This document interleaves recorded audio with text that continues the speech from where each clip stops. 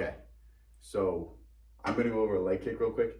There's a few things to keep in mind, and the reason why I'm showing the leg kick is because it feels like a natural flow when you already have the basics of boxing, you already have the footwork, you know how to move around the bag, like all stuff like that. The next step is throwing in the leg kick, because we all watch UFC, we all see those nasty calf kicks, we all want to do that, and there's a few things to keep in mind while you're doing this to ensure that you're gonna do damage to the target and you're gonna keep your shins intact. And the first thing you want to understand is you need to kick with your shin down. You need to hit with this part of your shin because that's the hard part of your shin.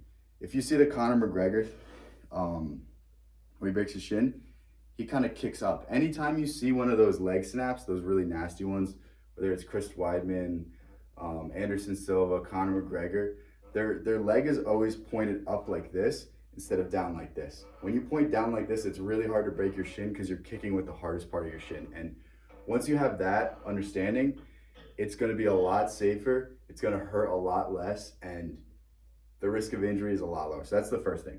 But the next thing you need to understand is when you're throwing this leg kick, it should come off something. So when you throw a blind leg kick, you're going to get it checked.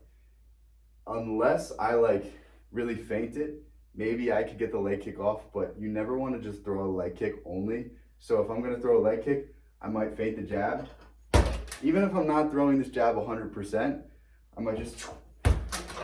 And the other thing is, when you're throwing a leg kick, what I see a lot of people do, what I used to do myself is, when I throw a leg kick, this hand's doing whatever, I might use this for momentum, I might just push this out here to block the person's face.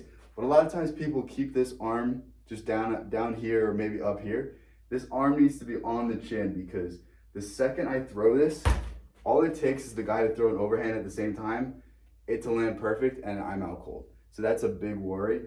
And then the other thing I would say is start being cognizant of where you're loading your shots. So when I throw this hand, I load this leg.